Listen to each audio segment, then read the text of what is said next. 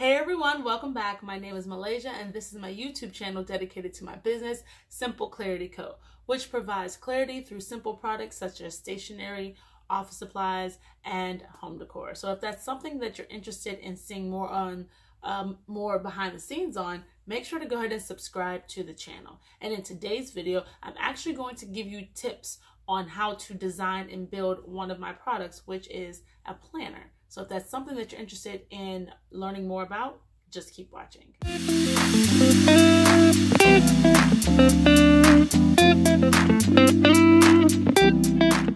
So with us starting off 2022, I wanted to go ahead and talk about the planners, because the planner community goes crazy towards the end of the year, the very beginning of the year, and they just want to, start a fresh cycle or get prepared to start the fresh cycle. People that are avid planners are already grabbing theirs toward the end of the year to move into the new planner. So I want to go ahead and give you guys just some tips. I have 5 tips that is going to help anyone that wants to get into the planner business. This is not about where to get them at, the vendors, suppliers, nothing. It's you deciding on being a business that sells planners and you want to design your planner. Other things that I did in my research is the people that were getting the Erin Condrens, the happy planners, the people that literally have channels dedicated to setting up their planner and reviewing planners. I watched all of them, what they liked, what they didn't like. I'm still doing it now. They share their experience with different planner businesses and what is missing and what they love, and some of them also have created their own planners. I follow a couple of the key channels, should I say, that come to mind are Mrs. Trenchcoat. I love Alexis. I also took one of her classes, October 2020. Yes, October 2020. I took one of her classes. Kita at Home is another beautiful one. And also the Stationery Muse, Tatiana. She's such a sweetheart. I enjoy watching her a lot. Here is the Simple Lifestyle Planner. It's currently on sale in my store right now. But a couple things that I have learned while building this planner that I felt like was missing. It was designed for people who are new to planning, who aren't really into all the extras with planning, and they just want to get a hold, if you will, or some type of stability in everything that's going around in their life. Our finances, simple budgeting, right? Meal ideas in here. For the week, you get 5 meal ideas. Doesn't mean you have to create a grocery list or anything like that, but you can, because there's blank pages. There's lined pages in the back. It's undated, so you can start when you want. A lot of people are like, oh my goodness, I'm not used to planning. I skipped this month. It's undated. Have at it. So that was another thing. All of those small little things just to get started on thinking about in one planner. So I just put everything that I needed, right, in my basic life in one planner, because there's a lot of people like me who's just like, I don't need all that extra stuff and write down my purpose in life and all. I just need something to help me get basic everyday things together. And with me, because this is my touch on a planner, I'm like, okay, but I'm going to throw in, tell me one thing you're grateful for, just so you can sit down and just reflect on things that you already do have, because chaos can bring negativity, can bring bad thoughts. Do that. Sit down 3 times a week and just breathe, whether it's for 5 minutes. Breathe. No devices, nobody talking to you, just breathe. Little things that I try to tell myself because of my anxiety and random panic attacks that like to happen all the time, and because I'm so busy, always have my hands in other pots. Breathe. Breathe, child. 3 times a week you can breathe. You right, I can breathe 3 times a week.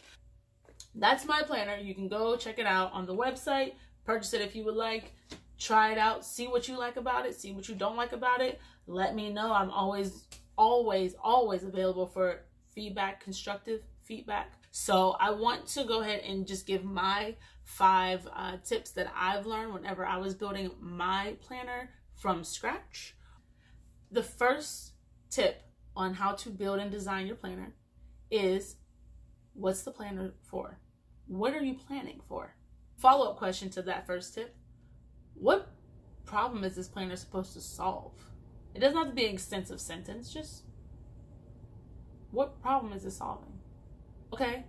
And the purpose that it's going to serve, it's a separate question. I'll use mine as an example. Simple lifestyle planner. That's the type of planner I'm making. What problem does it solve? It solves people who have chaos in their life and don't know how to structure it. And what purpose is it going to serve? It's going to get them into the habit of having structure and being okay with planning and getting introduced to planning because it's something that they're interested in doing. It's just a intimidating thing to start.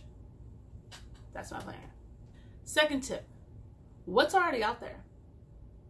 What planners that are simple lifestyle planners that are just basic planners are already out there, right? We're going to use mine as an example. Lined, some blank boxes. So that's what's out there, right? Okay.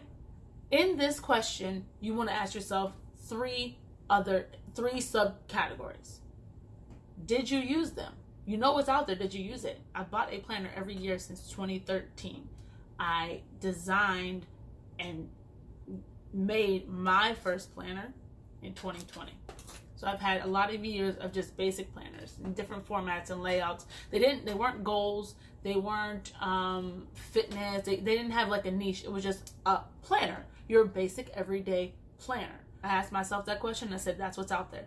What were the key things key topics, key sections that you liked in this planner? I liked that it was undated. I liked that it was a blank box in some of them. I liked that there was a notes section. If the planner did not have a notes section with just blank note pages, I was like, I don't know what to do. Okay, so then you ask yourself the last question in this last sub question, which is, what would you change or remove? What was missing? I didn't like lines. Felt like lines restricted me to write only in that, and I couldn't write big or small. Like, I didn't like that. I didn't like a daily planner. I liked a weekly planner. I didn't like monthly. I had too many things going on. I didn't like that I didn't have a place for my budgeting and my bills. I needed that. I didn't see that in these basic planners. You see those in budgeting planners, but you don't see them in the basic, simple planners everyone goes out to Target and grabs, right? So the third tip is, what form of planner best serves your planner's purpose? And when I say that, I mean, should your planner be digital? Should it be physical? Should it be both? Should it be structured and guided in order for it to serve its purpose the best, right? Or can you leave it open for it to still serve its purpose in the best form? That's a lot of blank boxes, a lot of just formats and lines and sections without telling people what to do particularly. That's an open planner. Tip number 4, what are the key topics or sections that have to be in your planner? You've done your research, you've seen what's out there, you've used some of the planners that are out there, you grabbed maybe one or two, you checked them out, you used them, and you saw the sections that they had, and you said, oh, I like this section to stay. This is a great section for business planners, so I'm gonna keep this type of section. And then you saw, oh, but this planner is missing this. And this planner, it wasn't really, that section was pointless to be in there. And then you watch the reviews of other people that have looked at this planner, if there are reviews. Okay, so now that you got all that information, you're going to put down what key topics or key sections you need for your planner. With that being said, you need to keep the amount of sections that is going to complement whether you chose to have a structured guided planner or an open planner. If you have a structured guided planner, you could probably throw in more sections because you're giving them kind of like a task in this planner so it can serve its best purpose. When you have an open planner, so you don't need as many sections because they're going to give themselves their own section. They're going to have their stickers, and this is their list section, and this is they're already going to do that. You're just giving them the format, the place to do it. A subcategory underneath that tip is to make sure that those sections that you're going to choose, they have to flow cohesively. They have to flow, and they have to complement. They have to complement one another. All right, so if I'm doing, let's say we're doing a fitness planner. We'll use that one for an example. And we have like our weigh-in, exercise for today, our meal prep area, you don't want to throw in a prayer section. While that's a great thing to have in the planner, that does not complement the other things that we're doing. It does not flow with the other things that we're doing. That was an extreme example, but I wanted you to get the point. So make sure that your sections flow cohesively and complement one another. The last tip, which is tip number 5, is to design based on your planner's purpose and your target audience.